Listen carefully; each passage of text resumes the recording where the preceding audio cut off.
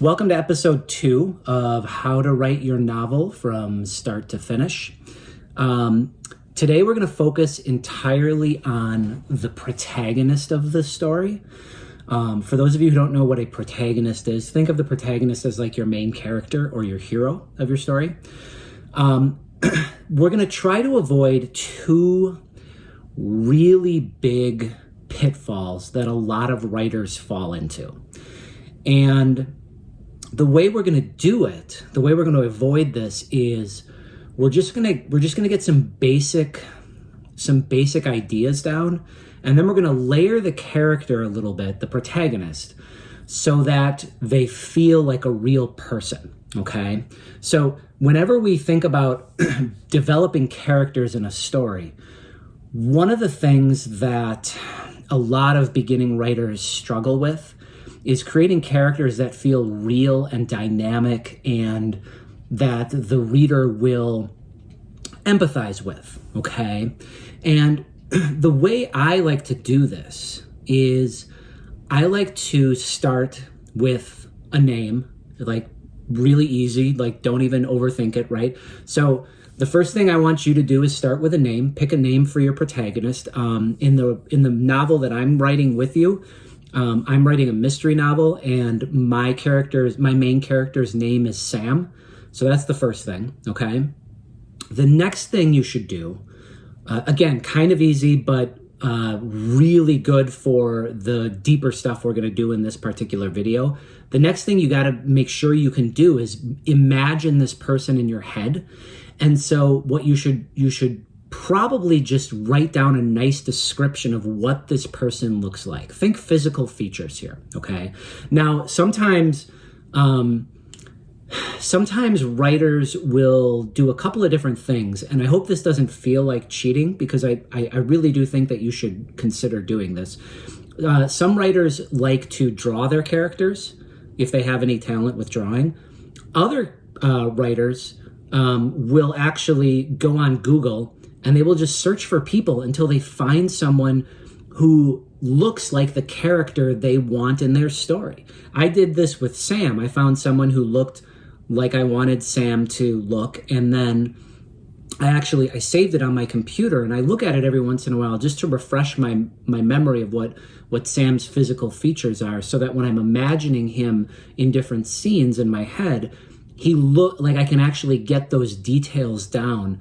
It makes imagining different scenarios much easier, okay? So if you are super creative and you're super imaginative and all you got to do is write down a bunch of physical descriptions and you've got this person in your head, that's great. If you feel like you might need a little bit of an assist with this particular aspect of your character, go on Google, look up an image, find an image, save it, print it out, put it up on your wall, whatever you got to do. You want to get that person very clearly in your head so that when you're imagining the parts of your story later on where the character is doing something, you can picture them more easily, okay? This is really helpful going forward, okay? So those are the easy things. Now, let's talk about the next part, because what I have, if you look down in the description of the video, one of the things you're going to find is you're going to find a couple of links to character questionnaires. I think these are super helpful because character questionnaires let you think about your character on a much deeper level, okay? Our goal with our protagonist is to create a character that feels like a person, okay? Now, the character questionnaire is going to help with this because it's going to ask you all these questions about your character, and you're going to have to actually answer these questions. And as you're doing it, you're going to be fleshing out your character. You're going to decide what time does your character wake up in the morning? What does your character like to eat for dinner? What is in your character's fridge right now? What is in your character's car right now? What kind of car does your character drive? Those kinds of questions will be super helpful when you're writing the story. You're probably not going to use every answer in the questions, but what you are going to do is you're going to have this complete character in your head at all times. Some of the questions, if you go through these two questionnaires, you'll notice some of the questions are actually kind of weird, because they're going to ask you things like, well, what is your character's weakness? Or what strength does your character possess that is actually a weakness? And what strength does your character possess that he or she feels is a weakness? These kinds of questions are going to be especially helpful as you're developing sort of like the middle of your story, usually the act 2 of your story, when you're typically going to find that your character is changing over the course of the story, and those questions can come into play. So for example, my character is Sam, okay? And in my book, Sam lives next to a fortune teller. It's a woman who tells people's fortunes. She runs her business out of her home. He visits her once in a while and has soup with her, and then he pays her to tell his fortune, right? And Sam thinks this is actually, kind of a fault of his. He thinks this is a weakness of his. He feels like he's gullible. He feels like he's not one of those people who totally believes in fortune telling. He's one of those people who kind of believes, and for him, he thinks of this as a bad thing, okay? But here's what I love about this idea is he's not actually gullible. My character Sam is just open-minded. He's considering the possibility that it's possible for someone to tell another person's fortune, okay?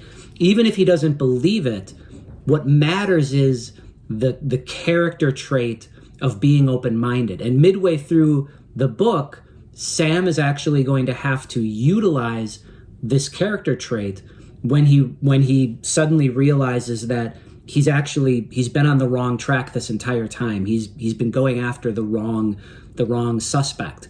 And so this is going to come in very handy as a character trait for him. So fill out those questionnaires. Take your time, be nice and detailed. I want to give you one warning with this. And this is one of the pitfalls that a lot of beginning writers fall into. You don't have to make your character so dynamic and full of interesting, quirky things that the character feels, unreal, okay? Like your character doesn't have to know 3 languages and also rescue kittens on the weekend and also knows how to fix any car and also has been playing 3 instruments for their entire life and also has written multiple books. That kind of quirky stuff you see sometimes in like movies and in TV shows. And what it does is it makes the characters, the protagonists, and sometimes side characters too, it makes them feel very cartoonish and unreal. And we don't want that. We want our characters, we want our protagonist especially, to feel like a real person, because that's how the reader is going to empathize with them. And that's how the reader is going to fall in love with them over the course of the story, or at the very least, want to see them succeed ultimately with whatever their goals are, okay? So what we're going for is trying to create a real dynamic person without overdoing it, all right? We're going to talk about another pitfall. In the next video, we're going to talk about actually sort of creating a bare bones plot for our story. And we're going to talk about the other pitfall that really hurts writers when it comes to developing characters, okay? But for now, what I'm trying to get you thinking about as you do this activity is I'm trying to get you thinking about how you can develop your character ahead of time before you jump into the first chapter. And the goal here, the ultimate goal that I've kind of like hinted at over the course of these past couple of minutes as I've been ranting to you about this, is we want to make sure that we can visualize this person in our head, okay? Because every time we start thinking about a new chapter, we're going to take this character in our imagination and we're going to actually create a scene with them, right? From our imagination. And that's a really cool thing. It's really awesome to be able to do that. It's really fun to be able to do that. But if you can't imagine your character, if you're struggling to to feel what your character would do in a situation, or you're struggling to imagine your character reacting in a specific way in a specific scene, that's where writer's block is going to start to really kick in early on, and I don't want that to happen. Okay. Now, if you really feel inspired and you've got a couple of side characters and you want to do this too with the side characters, you're welcome to do it. I really think doing at least one character questionnaire for each of your main characters is super helpful.